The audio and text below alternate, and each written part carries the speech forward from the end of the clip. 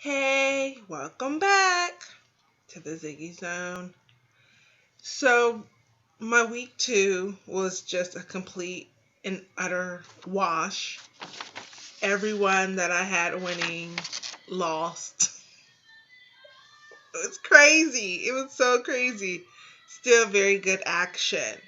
So, we're just going to move into week 3 because week 2 over. Week 3 starts off on Thursday with the Washington Redskins and the New York Giants playing in, where are they playing in New York?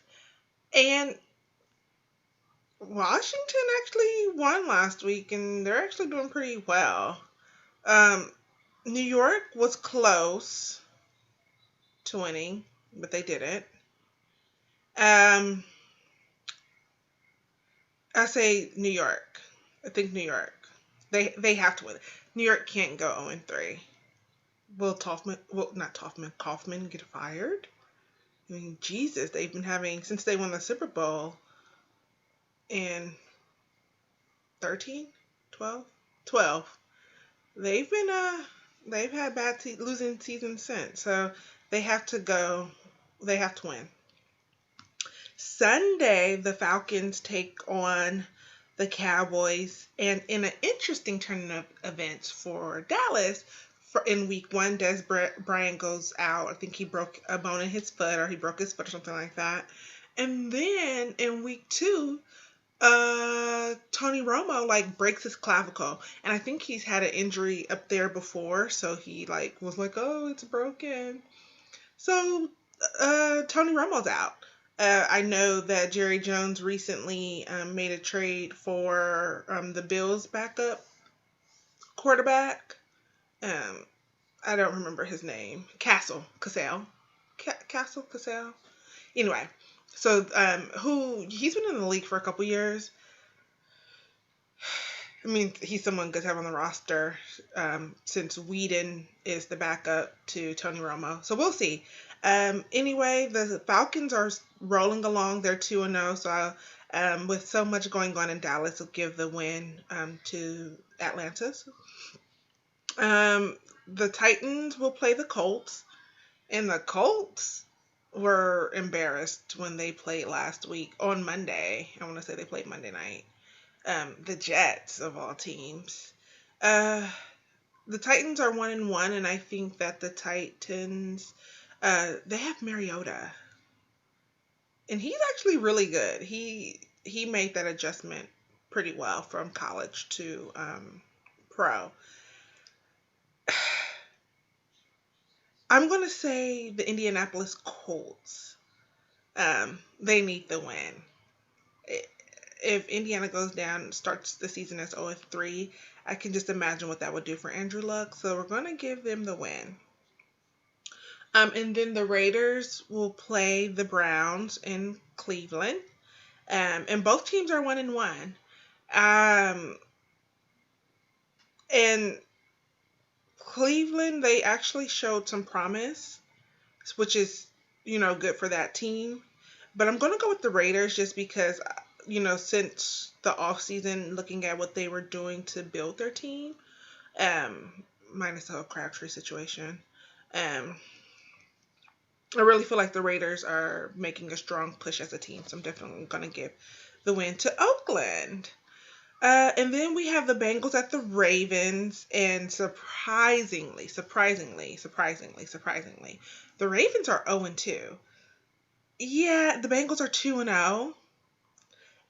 At some point, these teams that are losing, they have to win, and I think that week 3 will be the turnaround week for a lot of these teams, especially those that have been elite, that's won Super Bowls within the last 5 years, that's been, consistent in the playoffs. So we're going to give the win over to the Ravens. And then the Jaguars play the Patriots, and they're just not going to win. The Jaguars will not win. They may have a good game. The game will probably be good, but the Jaguars won't win. And the Jaguars won last week. They beat the Miami Dolphins. Who would have thought that? But good win for those guys. Early win in the season. Good for them. Hopefully they can get a few more this year. The Saints will take on the Panthers. Again, another 0-2 team versus a 2-0 team. And despite not really looking their best. Carolina's winning.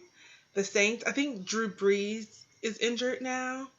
I don't know what's going on with the Saints. I think that they got rid of Jimmy Graham, and obviously he was more important than they thought.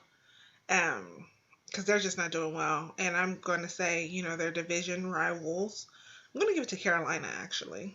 I think Carolina might actually take the NFC South. Perhaps. I don't know.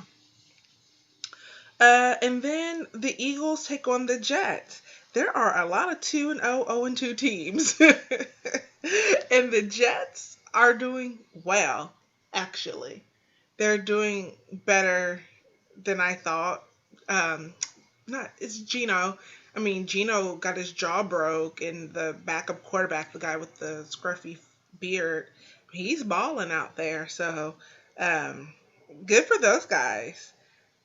I'm actually going to go with the Jets just because their defense is looking strong, actually. So I'm going to go with the Jets. And then we have the Tampa Bay at the Texans. And everyone knows how I feel about Tampa Bay. I feel like they're all hype and no wow. Despite being 1-1, I think that Houston will get their first win against Tampa Bay Bucks. So Houston, I have for the win. And then the Chargers, San Diego Chargers, will be in Minnesota playing the Vikings.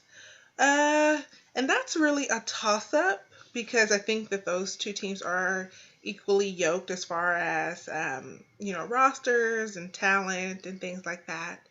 I'm going to go with San Diego because I think that once they get late into the fourth quarter, they'll be able to make the push.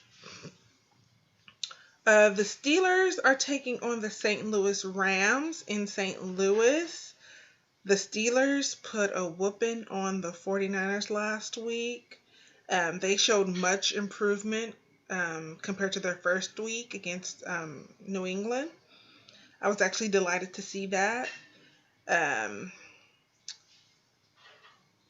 And then St. Louis, I don't know. The St. Louis Rams are always a weird, funky little team. You just never know with them week by week. I'm going to say and give the edge to St. Louis. I think that St. Louis will come out with the win.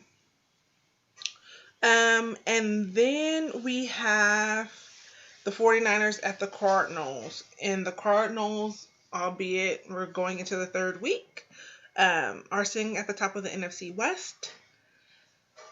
But the 49ers, I have to choose them because that is what I do. So 49ers over the Cardinals. That would be really helpful to me in Niner Nation.